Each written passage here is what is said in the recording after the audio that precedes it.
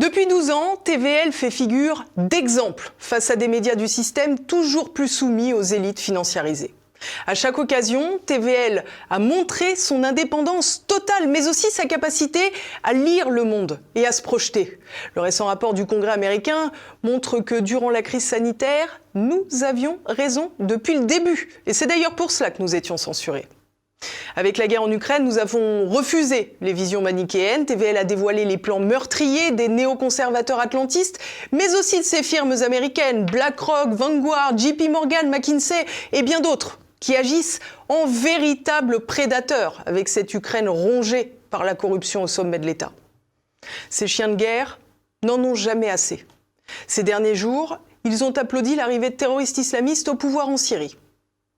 À TVL, nous sommes constants et cohérents. Nous refusons la facilité et le prêt-à-penser pour vous offrir les clés de compréhension d'un monde complexe où les mécanismes de pouvoir cherchent toujours à vous abrutir pour vous asservir. TVL, c'est votre dose de vérité, votre cocktail vitaminé pour renforcer votre libre arbitre. Mais cette libération ne peut vivre sans vous. Votre soutien est essentiel. Nous avons besoin de vos dons pour continuer notre mission. Alors dès à présent, aidez TVL à votre mesure. Chaque geste compte. En donnant à TV Liberté, vous façonnez un journalisme libre, votre consentement éclairé et vous vous offrez la liberté de penser. Alors, je compte sur vous.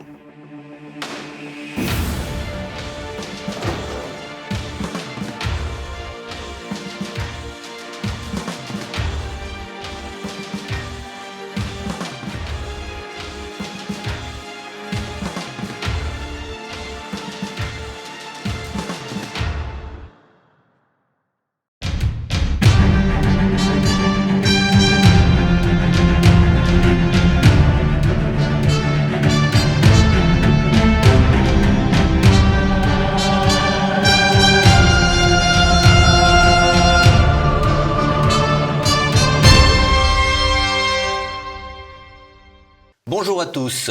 Elle fut durant des décennies l'armée la plus crainte au monde. Pourtant, elle a connu des défaites cinglantes et humiliantes face au Japon, à la Pologne ou à la petite Finlande et bien sûr face à la Wehrmacht. Mais cette armée, l'armée russe, a toujours su se relever, forte de plusieurs millions d'hommes, d'un armement massif et de stratèges d'exception qui ont élaboré au fil du temps une doctrine originale. Avec notre invité de ce jour, Boris Laurent, nous vous proposons non seulement une histoire, mais également une réflexion sur les permanences et les ruptures de l'armée russe. Boris Laurent, bonjour. Bonjour. Alors vous êtes historien, spécialiste des relations internationales et d'histoire militaire, et vous avez d'ailleurs notamment écrit La guerre totale à l'Est, paru en 2014 chez Nouveau Monde. Mais avant cela, en 2012, vous avez commenté et annoté l'autobiographie du maréchal Paulus, la bataille de Stalingrad, toujours chez nous pour Nouveau Monde. Et là, tout dernièrement, chez le même éditeur, vous publiez une histoire de l'armée russe, des tsars à Poutine. Alors, je vous propose de faire cette émission de passé présent en 3 parties. Tout d'abord, de suivre l'histoire de l'armée russe dans ses heures et malheurs jusqu'à l'effondrement de l'URSS. Puis, nous nous attacherons aux spécificités de cette armée, sa doctrine, ses forces et ses faiblesses. Et enfin, en 3e partie, plus d'actualité, donc l'ère Poutine et les conflits récents. Alors, comme je le disais en introduction, l'armée russe a essuyé des défaites cinglantes et on peut dire que le XXe siècle a plutôt mal commencé face au Japon. Alors l'entrée dans le XXe siècle, effectivement, est catastrophique pour la Russie, pour l'Empire russe, puisqu'elle perd, elle a une triple défaite contre l'Empire du Japon. La première, c'est le siège de Port Arthur en 1904. Où le Japon met le siège devant le port de Port Arthur, qui est donc sur le Pacifique. Et après plusieurs mois de siège, l'armée russe dépose les armes. Deuxième défaite, c'est la bataille de Moutken à terre, toujours dans l'extrême-orient russe, face à l'armée de terre du Japon. Défaite militaire donc à terre. Et la dernière défaite, c'est la bataille de Tsushima, qui est une bataille navale, où la flotte impériale japonaise, en fait, détruit la flotte impériale russe en mer, dans le détroit de Tsushima. Donc une entrée dans le XXe siècle avec 3 défaites consécutives et majeures qui vont plonger la Russie dans une crise assez profonde. Une première crise, oui. Et ça va se prolonger jusqu'à la Première Guerre mondiale, même si on en tire quelques enseignements quand même, j'imagine, pour la Première Guerre mondiale. En fait, la guerre contre l'Empire du Japon va servir de base pour un renouvellement de la pensée militaire en Russie, notamment sur ce qui concerne les progrès techniques. Oui. Donc on parle de téléphone, télégraphe, chemin de fer, armes plus automatiques. Donc il y a toute une réflexion sur ces nouveautés techniques, sur l'organisation des masses également. C'est-à-dire que les Russes se rendent compte que contre le Japon, finalement, à terre, les masses il y avait de la masse humaine, mais elles étaient très mal organisées. Donc on va réimaginer, repenser l'organisation des armées également. Donc tout ça va servir de base pour un renouvellement de la pensée militaire en Russie. Et ça correspond aussi à Enfin, c'est pas un pays qui est très industrialisé en plus, donc j'imagine que ça pose des problèmes. Alors c'est un pays qui s'est lancé dans l'industrialisation, notamment au regard de ce qui se faisait en Europe de l'Ouest et notamment de l'Allemagne, qui est le modèle en Europe. Mais effectivement, il y a beaucoup de retard. Donc la Russie va accélérer en fait dans les productions industrielles, notamment dans les armements, dans la construction navale également, mais ça sera insuffisant pour rattraper le retard. Ouais.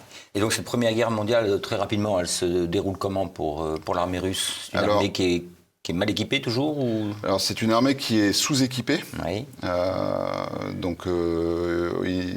Comme pendant la Seconde Guerre mondiale, beaucoup de soldats iront au front avec un seul fusil pour 2 soldats, par exemple. C'est une armée qui est mal approvisionnée, et ça, il y a un défaut dans les chemins de fer, dans les lignes de chemin de fer, qui sont beaucoup moins denses qu'en Europe de l'Est. Donc ça, c'est qui va causer en partie l'effondrement de l'armée russe. Et donc cet effondrement va conduire, enfin, on ne va pas refaire tout l'enchaînement des révolutions. Je vous propose de... il y a des premiers succès de l'armée russe, mais également l'armée russe va finalement de défaite en défaite. Oui, alors ça commence très bien pour l'armée russe, puisqu'elle arrive à percer, à faire une incursion en territoire allemand, en Prusse orientale. Ça va bien se passer également face à l'Empire austro-hongrois, mais assez vite, en fait, les succès ne seront pas confirmés. Et petit à petit, l'armée impériale va refluer et va connaître d'énormes problèmes d'approvisionnement. Donc là, les chemins de fer en défaut. Et par-dessus, bien sûr, il va y avoir des mutineries. La révolution est en train de germer, il faut avoir plus d'exploser, notamment dans les rangs de l'armée. Et donc tout ça va précipiter l'effondrement total de l'armée impériale. C'est-à-dire que les idées bolcheviques se propagent parmi la troupe, j'imagine, chez les officiers également quand même. Alors plus parmi la troupe. Les officiers, ça va être dans un second temps en fait, qui vont rallier le camp bolchevique après que la révolution se soit affirmée, se soit bien installée. Mais dans la troupe, effectivement, il y a beaucoup de soldats qui sont sensibles aux idées bolcheviques et qui vont refuser d'aller au combat. Il va y avoir des mutineries, des désertions, et beaucoup d'officiers vont en payer le prix, puisqu'ils vont se feront tuer par leurs troupes, qui refuseront d'aller au combat. Donc on va arriver dans la révolution d'octobre arrive, donc le nouveau pouvoir a d'autres préoccupations que la guerre à l'ouest, c'est donc la paix de Brest-Litovsk, et la Russie rentre dans une guerre civile. Et est-ce qu'on peut dire que cette guerre civile est la matrice de l'armée rouge? Oui, c'est la matrice, puisque c'est là qu'elle va faire ses preuves, finalement. Et ça va être la matrice aussi pour la pensée militaire russe. Puisque la guerre civile va se jouer, en fait, va se dérouler sur les grandes étendues de Russie, beaucoup dans les campagnes et non dans les villes. Et donc il va falloir réimaginer la manière de combattre sur de très très grandes étendues. D'accord, ça on en reparlera effectivement dans la seconde partie. Et donc cette armée rouge, elle se constitue comment? Qui est à la manœuvre déjà? Alors c'est Trotsky qui crée l'armée rouge, mais au départ il y a un débat qui est assez violent entre d'une part ceux qui considèrent qu'il faut lever une armée de masse, un peu sur le modèle occidental finalement, et d'autres qui préféreraient avoir une armée de garde rouge, plus resserrée, de type police politique, avec des effectifs plus réduits, mais avec des gens extrêmement motivés. Et finalement, c'est Trotsky qui l'emporte dans cette bataille organisationnelle, si on veut, qui impose le fait qu'il faut une armée de masse pour lutter à l'intérieur et possiblement à l'extérieur. Donc cette guerre, blanc contre rouge, Oui. pour simplifier. Il y a même des verts, je vois, des paysans également. Exact. Au niveau de l'encadrement, donc là on a des officiers de l'armée impériale qui... Il y a beaucoup d'officiers, qui reviennent. oui, il y a beaucoup d'officiers de l'armée impériale qui ont rallié le camp bolchevique et qui vont donc participer à l'encadrement, qui vont encadrer les hommes, et ce qui fait que l'armée va tenir en fait. Elle sera beaucoup plus structurée que chez les Blancs par exemple. Où là c'est la valeur finalement du chef qui prévaudra, et alors que l'organisation dans les couches inférieures jusqu'aux soldats sera plus chaotique finalement. Alors en plus de ça, l'armée blanche va manquer de matériel, d'approvisionnement, et ce qui fait qu'elle va complètement s'effondrer. Alors donc les bolcheviks sont au pouvoir, le pouvoir s'installe. Quelle va être la progression de l'armée en termes de développement sous la fin du régime de Lénine et toute l'ère stalinienne? On va aller jusqu'en 37-38, parce que 37-38, il y a de nouveau un moment clé. Donc pendant cette quinzaine d'années, qu'est-ce qu'il se passe? Alors en réalité, c'est un vrai bouillonnement intellectuel qui se passe au sein de l'armée russe. Il y a beaucoup d'officiers donc ralliés aux bolcheviks, des officiers tsaristes, qui vont repenser la manière de faire la guerre au regard de la Première Guerre mondiale, de la guerre contre le Japon d'abord, de la Première Guerre mondiale, de la guerre civile et de la guerre contre la Pologne, puisque la Russie... Alors cette guerre contre la Pologne, elle se déroule... C'est dans les années 20. Ouais. Et donc l'URSS naissante essaye de repousser ses frontières et de gagner sur l'Ouest et donc sur la Pologne. Et ça se passe très mal puisque les armées soviétiques, l'armée rouge est battue par les Polonais, ce qu'on appelle le miracle de la Vistule, sur la Vistule. Et donc de tous ces combats, les penseurs russes, soviétiques, vont réfléchir sur l'art de faire la guerre. Ils vont chercher un moyen d'organiser les armées au mieux pour faire face à de futurs adversaires comme l'Allemagne par exemple ou d'autres pays occidentaux. Nous évoquerons dans la seconde partie. Et en termes d'organisation matérielle, technique, là également il y a un vrai développement de... Oui. Au niveau de quoi on fabrique des chars, des avions. On fabrique des chars, on fabrique des avions. Tout ça toujours au regard de ce qui s'est passé les années précédentes, les décennies précédentes. On se rend compte que si vous voulez, l'étendue de la Russie est considérée comme clé dans la pensée militaire. Ouais. Et donc pour évoluer sur un théâtre d'opération gigantesque, il faut des moyens mécanisés, des moyens blindés. Donc la Première Guerre mondiale sert d'exemple avec l'arrivée des blindés. Il faut des moyens aériens pour la reconnaissance, pour des frappes dans la profondeur. Donc on commence à réfléchir à tout ça et l'industrie se met en marche. Petit à petit, les plans quinquennaux après qui seront décidés par Staline, qui veut faire de l'URSS une puissance, la première puissance industrielle mondiale, mais ça va jouer à plein pour l'armée finalement. Je crois qu'ils inventent également l'arme parachutisme. J'ai vu il y a un petit film extraordinaire où on voit ces paras qui sortent de l'avion sur l'aile et qui sautent de l'aile. Oui, tout à fait. L'arme aéroportée, sont finalement, les premiers paras. Oui, les soviétiques imaginent des troupes spéciales, donc parachutées derrière les lignes ennemies pour aller frapper dans la profondeur du système adverse.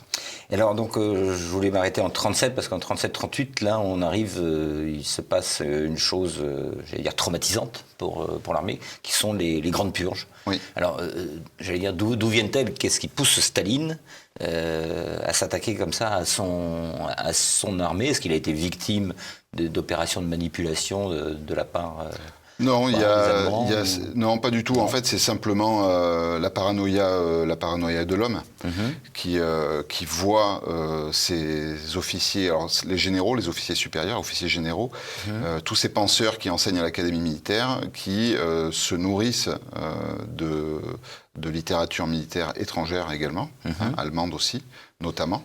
Et donc lui, il voit un danger pour son pouvoir, la peur d'être éjecté finalement par quelqu'un de plus brillant ou qui aurait une aura supérieure à la sienne. Et donc il décide de signer l'ordre de purger l'armée. Oui. Alors l'armée, ça va du général jusqu'au soldat, et c'est une purge qui est terrible puisqu'il y a des milliers, des dizaines de... On estime à combien le nombre de... Le nombre exact, je ne sais pas, mais il y a des centaines de milliers de gens qui sont soit exécutés, soit déportés en Sibérie. Et donc, tous ces penseurs qui faisaient la richesse intellectuelle de l'armée soviétique vont être, pour la plupart, exécutés. Donc, ce qui fait que l'armée est décapitée. L'armée est complètement décapitée. Et elle va le payer face notamment à l'Allemagne. Oui, d'abord à la Finlande. Il y a une vraie humiliation quand même, la guerre d'hiver. Oui, la guerre d'hiver. Qu'est-ce qui pousse la Russie à attaquer la Finlande? Alors, la Russie, l'URSS cherche toujours à étendre ses frontières et à garantir la protection de son territoire par un glacis protecteur. Donc elle va aller chercher ce glacis du côté de la Finlande, essayer de récupérer d'annexer des territoires en Finlande. Et au départ, ça va très mal se passer puisqu'elle va essuyer de très lourdes défaites. Contre une armée qui est toute petite finalement.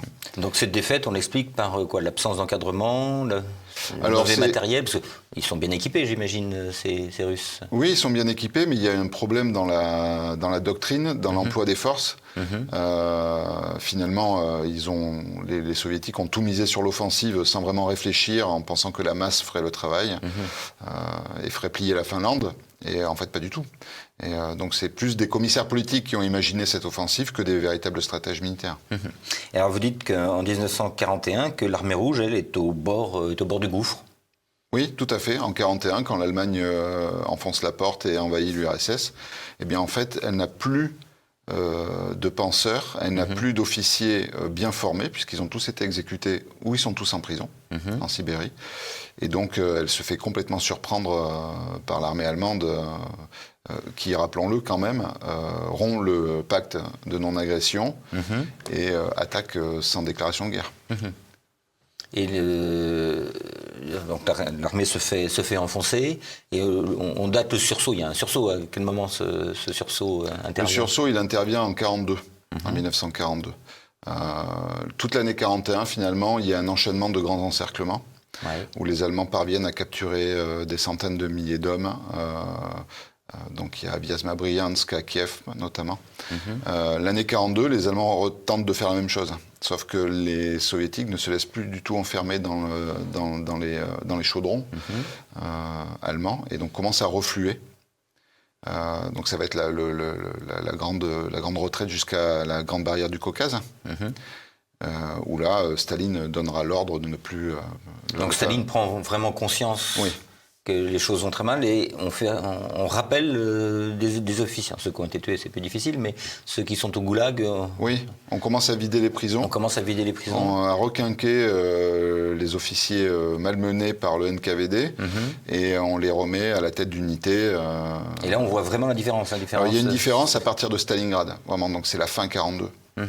À partir de novembre 1942, les Soviétiques imaginent une série d'opérations tout à fait brillantes, notamment à Stalingrad, pour encercler la 6e armée de Paulus à Stalingrad. Et à partir de là, il y a l'armée soviétique, c'est la deuxième phase de l'armée soviétique. Elle renaît de ses cendres finalement et elle passe vraiment à l'offensive.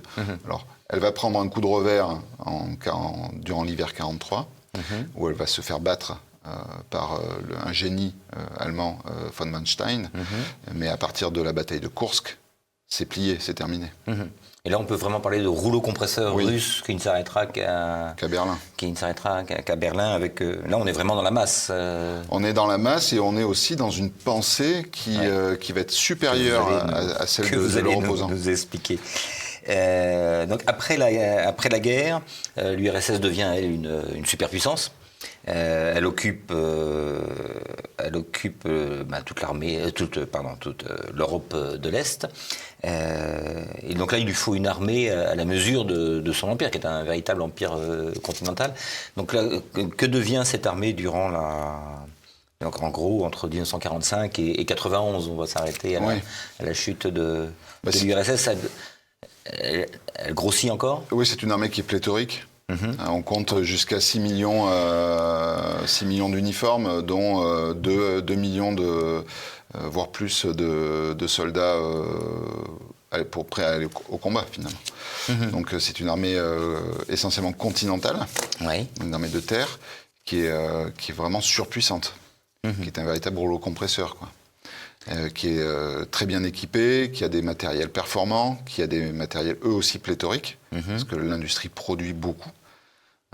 Chars, avions, camions, enfin tout ce qui fait la panoplie finalement d'une armée de terre efficace. Donc oui, c'est la première armée du monde. C'est la première. Mais est-ce que c'est une armée, parce qu'on en parlait lorsque nous avons préparé cet entretien, c'est une armée qui faisait peur, certes, mais est-ce que cette peur était réelle ou est-ce que c'était un épouvantail ? Alors c'est une peur qui était... C'est vrai que l'armée soviétique, donc de son nom, à partir de 1946, elle change de nom, elle s'appelle l'armée soviétique et plus l'armée rouge. Elle est crainte par le monde entier, et notamment par l'Europe de l'Ouest, qui est juste finalement aux portes du pacte de Varsovie. Et ces craintes sont justifiées. Et les craintes avec raison, c'est-à-dire qu'on a du matériel performant qui fonctionne. On a des unités pléthoriques, on a une pensée qui est originale, qui se différencie vraiment de la pensée occidentale, et tous ces ingrédients en fait en font une armée absolument redoutable, qui était prête, pas loin, de déferler sur l'Europe de l'Ouest. Mais alors en 1979, c'est l'invasion de l'Afghanistan, et là, l'armée soviétique en prend un rude coup. Oui, tout à fait. Parce qu'elle se lance dans une opération qui ne correspond pas finalement à sa doctrine. Donc, c'est une opération qui n'a rien à voir avec le format de son armée, avec sa doctrine effectivement.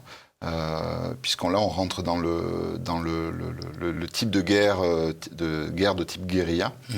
On va traquer les rebelles dans les montagnes, c'est les embuscades, c'est les opérations coup de poing, les coups de main. Et donc l'armée soviétique n'est pas du tout taillée pour ça. Donc au départ, l'invasion de l'Afghanistan se passe bien. Oui. Et puis petit à petit, ça se passe très mal. Et donc l'armée soviétique est obligée de repenser sa doctrine, de repenser sa manière d'agir sur un théâtre d'opération très compliqué, avec aussi des voisins qui compliquent encore la donne, puisque notamment le Pakistan qui héberge une partie des rebelles. Donc ça devient, pour Moscou, ça devient très compliqué à gérer cette guerre. Mais petit à petit, au fond, elle va faire un peu comme les Américains au Vietnam, qui ont été au départ dépassés par ce type de guerre nouveau, et elle va s'adapter au terrain. Elle va, elle aussi, miser beaucoup par exemple, sur l'hélicoptère, comme les Américains au Vietnam, comme les Français en Algérie. Et elle va créer des unités spécialisées avec des combinaisons de matériel performants pour aller se battre en haute montagne, etc. D'ailleurs, ce qui est surprenant et paradoxal, je trouve, c'est que cette armée russe se trouve confrontée à une guérilla, alors que dans le monde entier, ce sont surtout des guérillas communistes qui ont harcelé les Américains, notamment. Donc, ils avaient un modèle sous les yeux qu'ils n'ont pas compris. Qu'ils n'ont pas compris. Et en plus, ce sont des guérillas, toutes les guérillas communistes, enfin la plupart, sont financées par Moscou. Et il y a des conseillers militaires sont là pour former les rebelles, avec des livraisons d'armes aussi. Est-ce qu'on peut vraiment parler de traumatisme afghan pour l'armée, enfin même pour la société soviétique dans son ensemble? Ça a participé Je pense qu'on peut considérer, la guerre en Afghanistan a participé à la chute de l'URSS, en sapant les fondations même du régime. Donc c'est une des causes qui explique l'effondrement de l'URSS. Et au sein de la société, c'est un véritable traumatisme, au même titre que le Vietnam a été un traumatisme pour les Américains. Pour la société américaine. Alors, je n'ai pas arrêté de vous interrompre. À chaque fois, vous vouliez parler de la pensée russe en disant qu'on en reparlerait. Donc, on va en parler. On va s'arrêter maintenant sur les spécificités de cette armée. Alors, ce qui fait sa permanence, même s'il y a eu des ruptures dans les doctrines.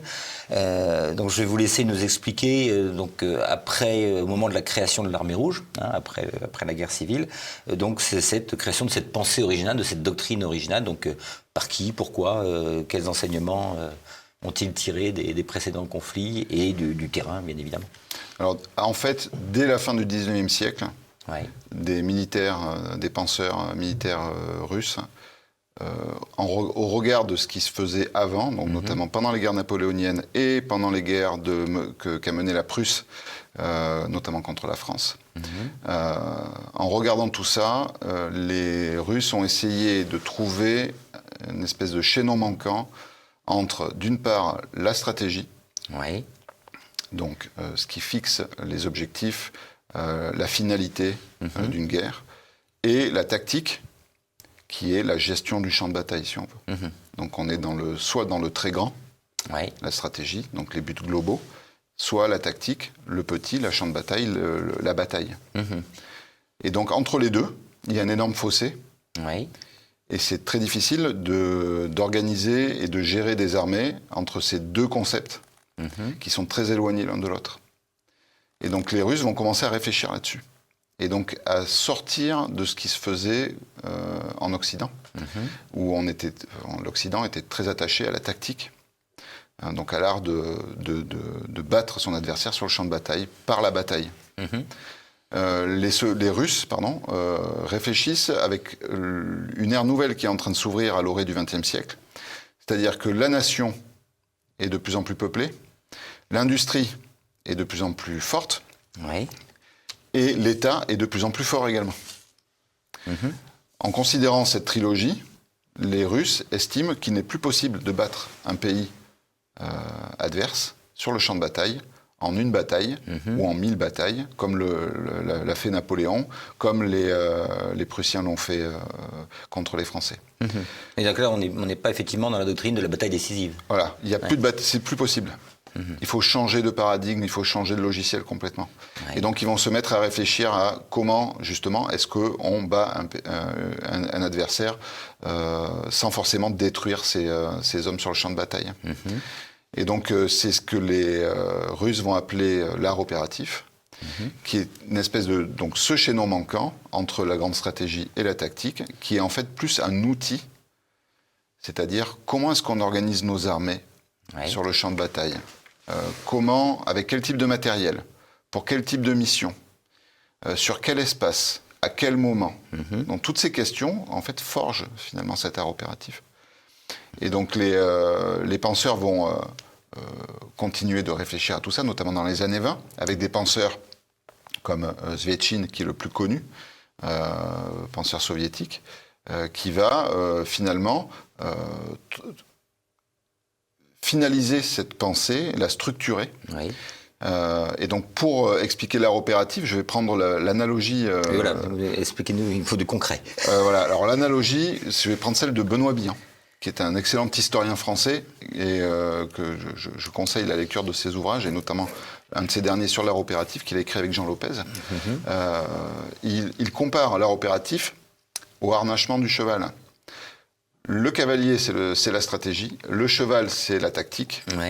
Et pour que la stratégie reste sur son cheval, lui fasse prendre le meilleur chemin pour arriver à l'objectif sans tomber, il faut un harnachement. Des étriers, etc. Et bien c'est ça l'art opératif. C'est ce qui permet au cavalier de rester sur son cheval et de le manœuvrer. Donc des hommes comme Svechine, Isserson, Triandafilov, Varfolomeev, tous ces penseurs soviétiques, ou Tukhachevski, vont finalement structurer cette pensée, organiser l'armée, réfléchir à l'organisation de l'armée. À quel type d'unité? On parlait des unités aéroportées tout à l'heure. L'unité aéroportée fait partie est le type d'unité classique que les soviétiques veulent employer dans un système opératif, pour aller taper dans la profondeur du système adverse. Le but final, ce n'est plus de détruire l'ennemi biologiquement sur le champ de bataille. Ça, c'est les Allemands qui vont essayer de faire ça. Le but, c'est de décapiter les centres de pouvoir, les centres de commandement, les centres de production industrielle, et de rendre finalement l'adversaire inopérant. Donc on peut dire que c'est ça l'art opératif. C'est ce qui permet de faire tout ça, pour atteindre les buts fixés par le politique. D'accord. Voilà. Et donc cet art opératif, on a vu qu'en Finlande, il n'avait pas du tout été appliqué finalement, donc c'est pour ça qu'ils se sont plantés. Également lors de l'opération Barbarossa, ils se retrouvent pris de court, mais là on a expliqué pourquoi. Donc au moment en 1942, on revient à cet art opératif et c'est là où il fait ses preuves? Oui, alors en 1942, à partir du reflux de l'armée soviétique vers la Grande Barrière du Caucase, au moment où les Allemands s'approchent de Rostov-sur-le-Don, font sauter le verrou à Rostov, et l'objectif c'est les puits de pétrole du Caucase. S'approchent dangereusement du Caucase, il y a deux généraux qui ont les faveurs de Staline. C'est le général Zhukov, qui est l'homme qui a pensé la contre-offensive de l'hiver 41-42, et l'autre général, c'est Vassilievski. Ces deux généraux vont imaginer une série d'opérations, et Staline, pour une fois, va les écouter.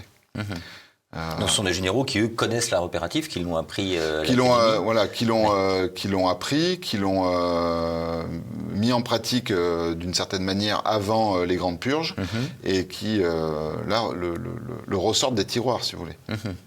Et donc vont imaginer cette superbe opération qui est l'opération Uranus, qui va encercler la 6e armée autour de Stalingrad, avec des axes de pénétration très profonds sur les flancs les plus exposés de l'armée allemande, avec un art, ce qu'on appelle la maskirovka, qui est l'art de masquer ses intentions à l'ennemi, puisque les Allemands ne verront rien des millions d'hommes qui sont acheminés autour de Stalingrad. Ça va être un coup de massue au mois de novembre, puisque les Allemands n'auront rien vu venir. Et donc, à partir de la bataille de Stalingrad, de la victoire de Stalingrad, on peut dire que l'art opératif fait un retour dans la pensée militaire et il est mis en pratique dans l'armée soviétique. Et ça sera le cas notamment à Koursk, où après avoir absorbé le choc de l'offensive allemande, les soviétiques vont mener des opérations de diversion qui vont leur permettre de mener deux grandes contre-offensives qui vont faire refluer l'armée allemande pour de bon, finalement. Et cet art opératif est aussi dicté par, par le terrain, par l'immensité de l'empire. Oui, on peut parler d'empire continental. On parlait de tyrannie des distances. Tyrannie des distances. Oui, et du contrôle des confins. Donc, est-ce que tout ça est très logique? Cette pensée, absolument. Cette pensée a été nourrie par la géographie. Et notamment, les exemples pendant la guerre civile, se battre sur des terrains gigantesques, en race campagne. Et donc l'art opératif, la vision de l'art opératif, ça n'est plus se limiter à la ligne de front finalement. C'est d'aller chercher très très loin dans la profondeur adverse, 500, 1000 km, pour aller frapper les points névralgiques de l'armée adverse dans la profondeur. Et donc ça, les soviétiques l'ont complètement intégré, ce que n'ont pas fait les Allemands par exemple. Alors, est-ce qu'on peut considérer que c'est une véritable révolution dans la pensée militaire? Et est-ce que d'autres armées, alors là vous pouvez arriver jusqu'à aujourd'hui, est-ce que d'autres armées se sont inspirées et ont intégré ce fameux art opératif dans leur doctrine? Oui, c'est une véritable révolution, puisque c'est un vrai découplage en fait avec la pensée occidentale. C'est-à-dire que les Russes vont créer leur propre pensée militaire, ce qui est assez, finalement c'est assez rare. Et donc c'est une pensée qui va faire ses preuves, notamment pendant la Seconde Guerre mondiale. Nos armées aujourd'hui ont complètement intégré, depuis les années 80, alors les États-Unis ont été les premiers, ont complètement intégré l'art opératif. Donc c'est du combat interarmes, du combat dans la profondeur, le fait de pas forcément saigner l'adversaire, mais de le paralyser. Alors aujourd'hui on est dans les 5 domaines, maintenant on est le spatial, le cyber, tout ça est intégré. Mais on a une pensée opérative, oui, en France, au sein de l'OTAN, aux États-Unis. Ce qu'on appelle chez nous les plans opérationnels, c'est ça? Oui, alors le terme opérationnel, faire attention, c'est vrai que les Américains appellent ça opérationnel, mais en fait on parle vraiment d'opératif. D'opératif, d'accord. Mais tout ça, finalement, a été découvert, et ça c'est intéressant, ça a été découvert par les Britanniques et les Américains dans les années 70, cet art opératif. Comment et pourquoi l'armée soviétique, l'armée rouge a battu l'Allemagne, cette armée qui était censée être la meilleure du monde. Donc les Américains ne comprenaient pas vraiment, les Britanniques non plus. Et il y a eu une vraie crise au sein des états-majors américains, notamment après la guerre du Vietnam, où tous les jeux de guerre qui étaient réalisés au sein de l'OTAN et aux États-Unis contre le pacte de Varsovie étaient des jeux de guerre perdants pour l'OTAN et les États-Unis. Ah oui, donc on revient à la menace dont on parlait tout à l'heure. Et donc l'Ouest ne comprenait pas pourquoi. Comment cette armée soviétique, ce pacte de Varsovie, pouvait gagner à tous les coups dans ces jeux de guerre. Et donc c'est des historiens britanniques d'abord, puis américains, qui ont percé le secret finalement de cet art opératif, en reprenant toutes les batailles de la Seconde Guerre mondiale, en ayant accès à des archives qui étaient jusque-là... Oui, parce qu'il n'y avait pas de publication, j'imagine que ces généraux-là n'écrivaient pas chez Nouveau Monde. Oui, non, mais c'était... Oui, et puis c'était quand il y avait publication, alors, il y avait des publications, notamment dans les revues militaires soviétiques, puisque l'armée soviétique est très libre de sa parole. Elle a toujours pu parler, écrire, publier. Mais tout ça était bien sûr très contrôlé.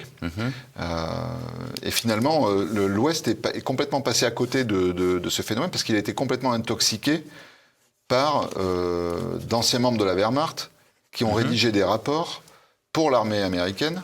Je pense notamment au général Franz Halder, qui était le chef d'état-major de l'armée de terre allemand, qui rédigeait des rapports qui étaient complètement faux.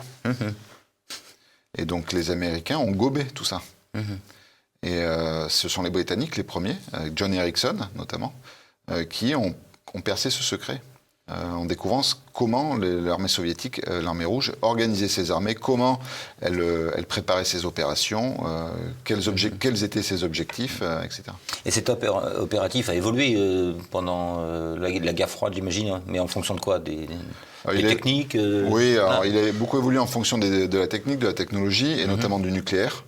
Donc il y a eu au départ une adaptation de l'art opératif à l'ère nucléaire, avec des opérations menées en théâtre contaminé. Enfin, les soviétiques avaient imaginé des unités spécialisées pour reprendre le terrain, des terrains contaminés, etc. Après, il y a eu une espèce de reflux à l'ère Khrouchtchev, puisque Khrouchtchev misait beaucoup sur le nucléaire, en fait. C'était tout pour le nucléaire, et le conventionnel a perdu un petit peu de son prestige, et il y a eu un reflux dans la pensée. Et c'est revenu, après la fin de Khrouchtchev, avec notamment la doctrine du maréchal Ogarkov, qui lui s'appuyait beaucoup sur les nouvelles technologies. Et sur le terrain même, comment fonctionne cette armée russe, par exemple? Est-ce qu'il y a une vraie adaptation au terrain, aux circonstances, par exemple, comme dans l'armée allemande, où un petit échelon, on peut prendre des initiatives? Est-ce que c'est une armée qui est pleine d'initiatives, ou au contraire, qui est très hiérarchisée et très, très monolithique? Oui, c'est une armée qui est beaucoup plus monolithique que les nôtres. Nos armées sont basées, enfin, l'esprit d'initiative est favorisé. Là, c'était surtout une caractéristique de l'armée allemande. Alors, c'est une caractéristique qui est prussienne au départ, qui a évolué, qui s'est enrichie pendant la Première Guerre mondiale et surtout pendant la Seconde Guerre mondiale, où en effet... on l'a vu pendant la campagne de France notamment. Voilà, où du général jusqu'au soldat, on laisse liberté d'action pour remplir la mission. En Russie, il n'y a pas du tout cet esprit d'initiative. C'est très vertical. Et on suit les ordres jusqu'au bout, et sans chercher à non pas les contourner, mais à les adapter finalement au terrain, à la situation de l'adversaire, enfin au comportement de l'adversaire, etc. Et j'imagine qu'il y avait aussi le poids des commissaires politiques qui ne devait pas être facile non plus pour les officiers. Oui, il ne fallait pas sortir du rang, parce que tout de suite, effectivement, le commissaire politique avait autorité pour exécuter, même des gradés. Il reste jusqu'au bout les commissaires politiques dans l'armée russe, jusqu'à la chute Alors ils sont restés, alors ils ont été très présents pendant la Seconde Guerre mondiale, parce que là on était dans une situation qui était assez dramatique, donc ils ont malgré tout, malgré la boucherie qu'ils ont pu organiser, la crainte du commissaire politique finalement faisait que les gens allaient quand même au combat. Après, il y a toujours eu un regard politique sur ce qui se faisait dans l'armée. Le pouvoir politique au Kremlin, à Moscou, très attentif à ce que les gens ne sortent pas du rang, et ce que l'esprit ne soit pas trop corrompu par des idées extérieures à la doctrine soviétique. Et alors, contrairement également aux armées occidentales, parce que j'ai lu, c'est une hiérarchie un peu différente. Il y a très peu, le corps des sous-officiers est très, très, très réduit. Et quasi absent. Et qu'est-ce que ça... Et alors, en fait, est-ce que c'est un avantage ou un inconvénient? C'est un énorme inconvénient, parce que les sous-off, ce sont les chevilles ouvrières, finalement, dans l'armée. C'est eux qui veillent aussi à la cohésion de la troupe, c'est eux qui forment la troupe, c'est eux qui diffusent les ordres, qui discutent avec leurs soldats. Donc il y a un véritable échange dans les deux sens, et vers le sous-off et du sous-off vers son officier. Donc il y a une discussion qui est permanente finalement. Alors c'est vrai que dans l'armée russe, il n'y a pas ça, ou très peu. Donc il y a une espèce de rupture dans la chaîne de commandement. Oui. Et ce qui fait que beaucoup de soldats, parfois, se sont retrouvés sans savoir quoi faire, parce que les ordres ne parvenaient pas ou ils étaient mal perçus, mal compris. Donc ça arrive très souvent, oui. D'accord, donc encore une spécificité de l'armée russe. Oui. Alors maintenant, on va arriver aux années Poutine, qui commencent plutôt mal pour l'armée, enfin pour la marine principalement, avec la tragédie du Koursk. Mais donc le nouveau président russe, lui, va entamer... Alors on va passer sur les années Helsinki qui sont catastrophiques, tout s'écroule de toute façon, y compris l'armée. Donc est-ce qu'on peut vraiment parler de renouveau de l'armée russe et à partir de quand ?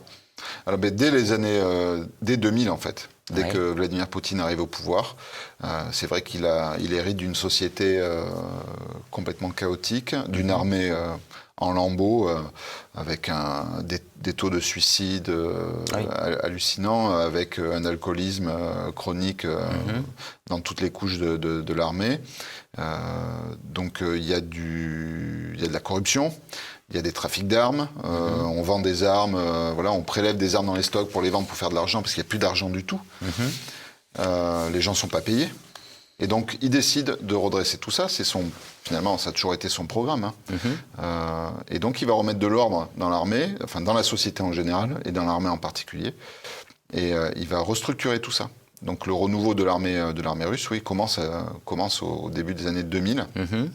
Avec l'arrivée de Poutine au pouvoir. Oui. En revanche, il va s'engager dans ce qu'on pourrait appeler chez nous des OPEX, qui sont pas forcément des réussites. Alors il y a la Tchétchénie, donc la deuxième guerre de Tchétchénie, qui finalement va... Oui, la première, elle était une catastrophe. Alors la première a été une catastrophe incroyable, et donc la deuxième, ça va être très rude comme guerre. On parle de crimes, on parle de torture, on parle... C'est une guerre absolument atroce, mais il va la gagner.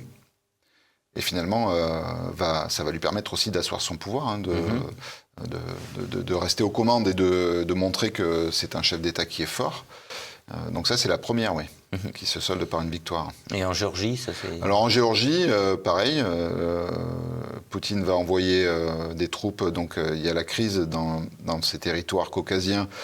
Certains veulent faire sécession et sortir du giron géorgien pour être rattachés à la Russie. Et donc Poutine va envoyer des troupes et va lancer une opération militaire en Géorgie en 2008, la guerre des 5 jours, qui va se solder par une victoire. Alors tout n'a pas été parfait dans le déroulement de cette opération russe. C'est la première fois que les Russes vont lancer des guerres cyber, tentative de déstabilisation, de désinformation. Alors ça n'a pas très bien marché, mais finalement c'est l'acte de naissance, on peut dire, de ce type d'opération dans l'armée russe, qui vont après devenir plutôt... assez efficace dans ce genre d'opération. Que ce soit en Tchétchénie ou en Géorgie, on est de nouveau dans une guerre asymétrique ou c'est plutôt... Alors, alors sur la Tchétchénie, on est plus dans une guerre asymétrique. Puisque l'armée russe va devoir se battre contre des groupes de rebelles qui vont se cacher dans les montagnes, un peu sur le modèle type guérilla. Voilà. Alors en Géorgie, par contre, on est face à c'est État contre État, et donc là on est plus dans du conventionnel. Mais cette opération n'aura pas l'envergure d'une guerre. D'une opération type Seconde Guerre mondiale non plus. On n'est plus dans ce système-là, de toute façon. Alors, il nous reste quelques minutes. Donc, on ne peut pas ne pas parler de l'Ukraine, bien évidemment. Donc, vous décrivez, Ukraine acte 1, Ukraine acte 2. Alors, j'irais même plus loin en disant Ukraine acte 1, effectivement, en 2014, le Donbass, et puis Ukraine 2, on peut diviser encore en deux parties. Donc très rapidement, la première opération en Ukraine en 2014 dans le Donbass, là ça se caractérise comment ? Alors il y a le Donbass et il y a la Crimée. Oui, il y a la Crimée aussi. Alors la Crimée, c'est opération type force spéciale. Donc sans marquage militaire sur les uniformes, des informations massives. Donc les soldats russes s'emparent assez facilement du port de Sébastopol et commence à prendre place dans les points clés de Crimée, sans résistance vraiment. Donc là, il y a une énorme campagne de désinformation où les soldats ukrainiens en fait ont préféré, se sont laissés un peu démoraliser et ont préféré ne pas combattre. Et dans le Donbass, on est plus sur du force spéciale aussi, conseil militaire, matériel, pour appuyer les séparatistes.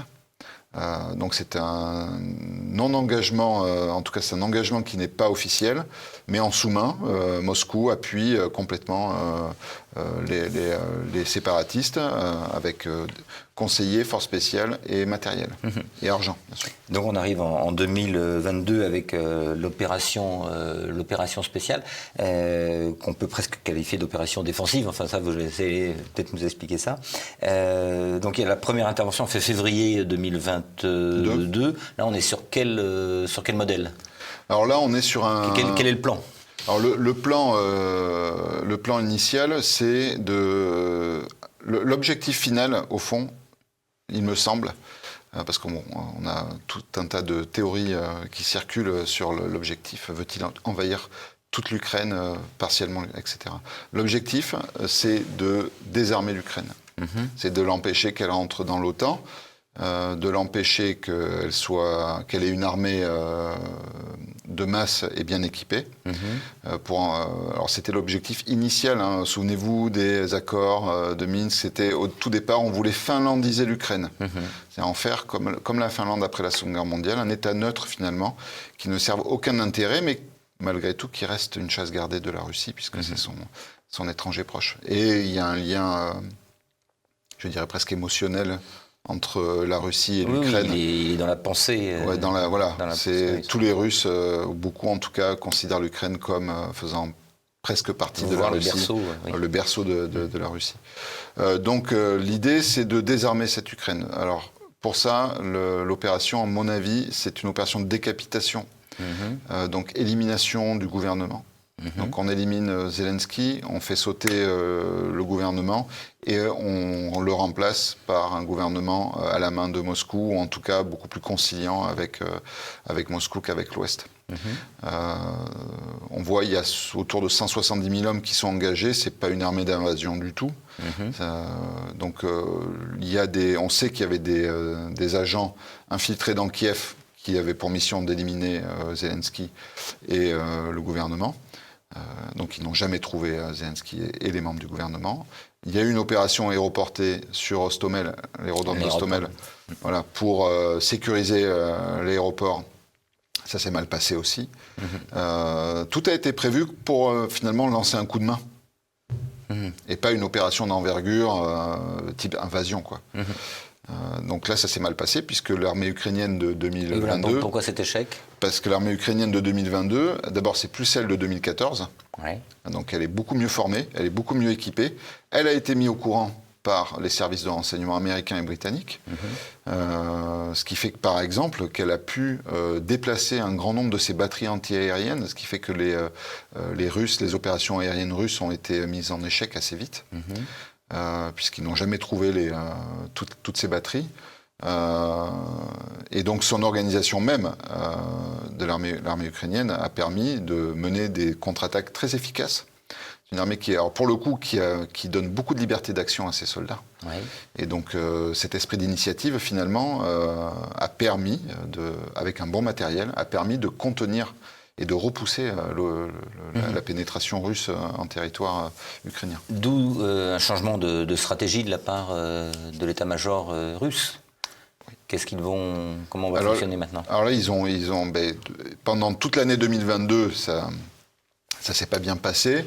Il y a eu la contre-offensive ukrainienne qui, pour le coup, a fait beaucoup de mal à l'armée russe. Donc les Russes ont revu leur copie. Et donc ils se sont mis en position défensive. Là où ils n'avaient plus besoin, au fond, pour temporiser. Donc ils se sont enquistés, donc ils ont dressé des lignes de défense très efficaces.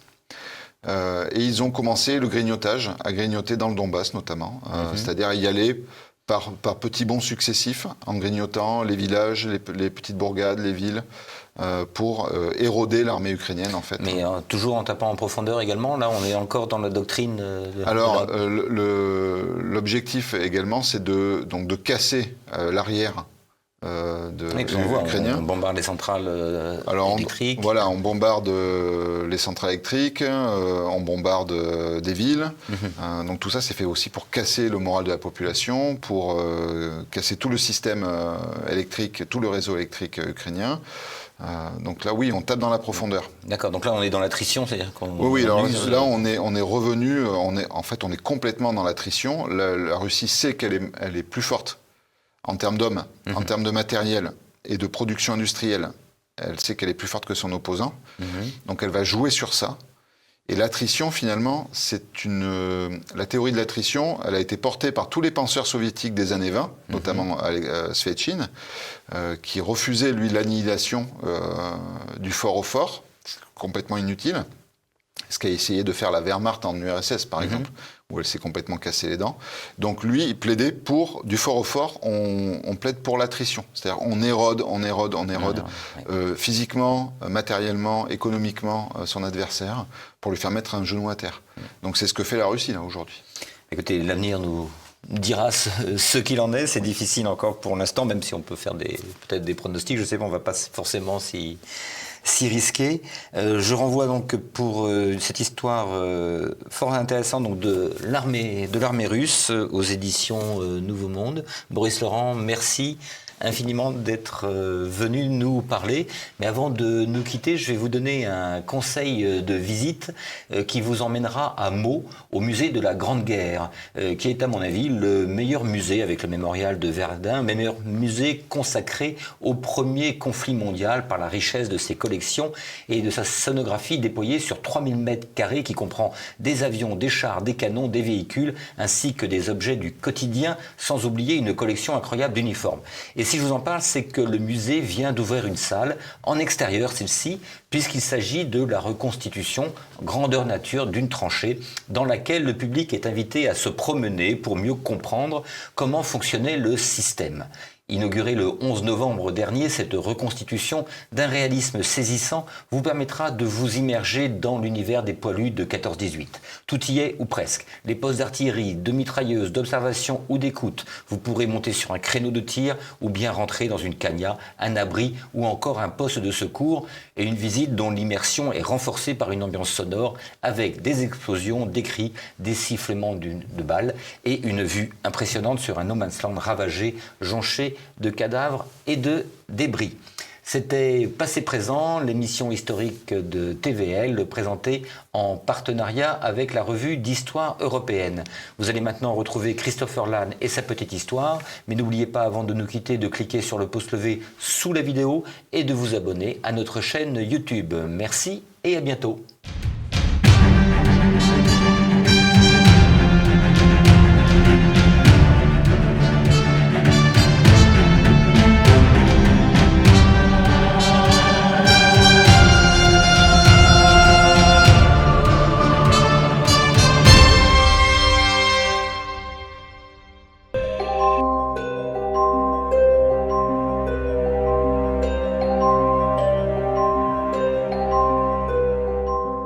La France a connu dans son histoire 3 grandes politiques de fortification massive. Il y a eu sous Louis XIV, bien entendu, le plan Vauban avec ses forteresses disposées à la frontière pour défendre le pré-carré français. Il y a eu le plan Serré des Rivières en 1874 et il y a eu la ligne Maginot. Et c'est ce 3e plan qui nous intéresse, parce que les 2 premiers, ils étaient justifiables par un contexte international menaçant pour notre intégrité, pour nos frontières. Mais le 3e, la ligne Maginot, qui est construit dans l'entre-deux-guerres, eh bien, il ne se justifie pas tant que ça. La France et ses alliés viennent de remporter une victoire sans appel sur l'Allemagne. L'Allemagne est totalement ruinée, elle est divisée par les guerres civiles, et en plus, le traité de Versailles lui inflige de lourdes conditions, dont avoir une armée très réduite de moins de 100 000 hommes, et en plus, la Rhénanie a été démilitarisée, donc il n'y a pas vraiment de menace. Et pourtant, la France va quand même se doter d'un grand projet de fortification qui va s'appeler la ligne Maginot, et qui va couvrir les frontières du Nord-Est. Mais pourquoi ce projet, et a-t-il été efficace ? C'est ce que nous allons voir aujourd'hui. Parce que malgré tout ce qu'on vient de dire, l'Allemagne affaiblie, eh bien il y a quand même deux écoles qui s'affrontent et il y a quand même un contexte qui s'y prête. Par exemple, il est question de protéger définitivement, de sacraliser les territoires d'Alsace et de Moselle qu'on vient tout juste de récupérer. Il y a une idée qui est très imprégnée dans les esprits à l'époque, c'est le fameux plus jamais ça, plus jamais une telle boucherie que lors de la Première Guerre mondiale. Donc on veut un peu se protéger. Donc comme je l'ai dit, il y a deux camps qui s'affrontent. Il y a les tenants de la manœuvre, donc mobile, qui sont défendus notamment par Joffre et par Foch. Et il y a les tenants d'un projet de nouveau système de fortification défendu notamment par Pétain. De 1925 à 1929, c'est Paul Painlevé qui est ministre de la guerre et lui, c'est un farouche partisan de la fortification. Pourquoi ? Pour les raisons que je viens d'expliquer tout à l'heure, mais aussi le service militaire est en train d'être diminué, de même que l'armée de métier, entre guillemets, et il faut, en cas de nouveau conflit, pouvoir faire face immédiatement.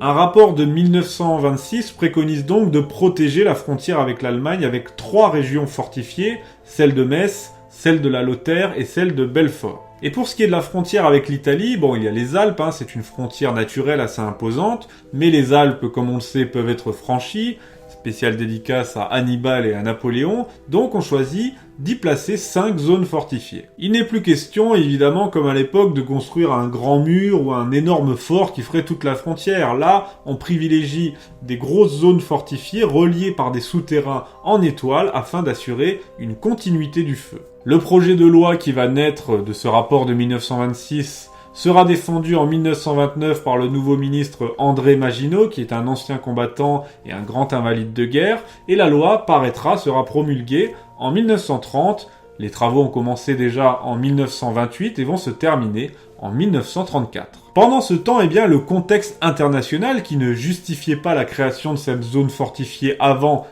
évolue et va finalement le justifier parce qu'en 1933, Hitler est chancelier du Reich, il se retire de la Société des Nations. En 1935, il choisit de remilitariser, de redonner une armée à l'Allemagne.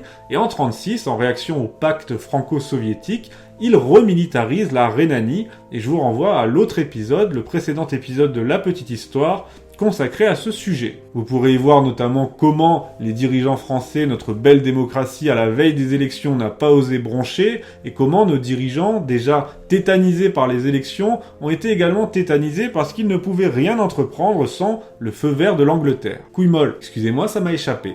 Alors cette ligne Maginot qui a été terminée en 1934, qu'est-ce que ça donne ? Au départ, elle devait être discontinue, finalement elle donnera un système quasi continu. Il y a 25 secteurs fortifiés, 5 dans le nord, 17 le long de la frontière du nord-est et de l'est, et 3 dans les Alpes. À partir de 1932, donc avant la finition des travaux, on va décider de mettre en place des troupes de forteresse pour servir justement dans ces systèmes fortifiés, pour servir même comme dans un navire, puisque ce sera de véritables brigades, de véritables équipages pour chaque fort, et ces troupes sont l'élite de l'armée. Par exemple, en 1935, les troupes de la frontière nord-est, les troupes affectées aux zones fortifiées et aux forts, seront au nombre de 53 500, ce qui est considérable, et ce qui se fait évidemment aux dépens des troupes de campagne, de l'armée de campagne, et ça va poser des problèmes à certains.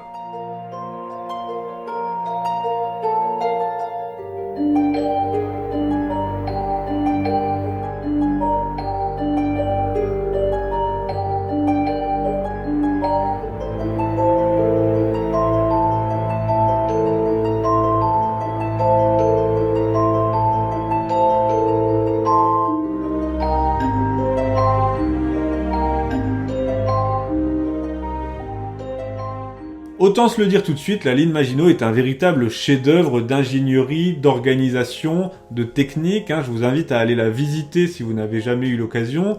Moi, j'ai eu cette chance quand j'étais plus jeune, c'est vraiment très impressionnant. Mais, je vous l'ai dit, ça présente quelques problèmes. Premièrement, affecter des troupes aux forteresses se fait aux dépens de l'armée de campagne. Deuxièmement, ça a participé à la sclérose de la pensée militaire française. Et ensuite, ça a donné l'illusion à tout le monde qu'on était à l'abri. Mais quel a été son rôle? A-t-elle été efficace pendant la guerre? C'est ça qui nous intéresse. On a souvent cette image assez simpliste de la ligne Maginot et des Allemands qui s'évertueraient à la contourner. Mais ça ne s'est pas passé comme ça. Les Allemands sont entrés en Belgique et ils ne pouvaient pas faire autrement, tout simplement parce que leur plan, c'était pas de contourner la ligne Maginot, c'était d'y attirer les armées alliées pour ensuite les prendre à revers en longeant la ligne Maginot. Ça, c'est une chose, mais il y a une deuxième raison qui me fait dire que les Allemands n'auraient pas pu faire autrement que de passer par le nord et par la Belgique. Pourquoi? Parce qu'Hitler voulait tout simplement s'assurer la maîtrise des côtes de la mer du Nord et de la Manche, pour protéger l'Allemagne et les industries allemandes de l'aviation britannique,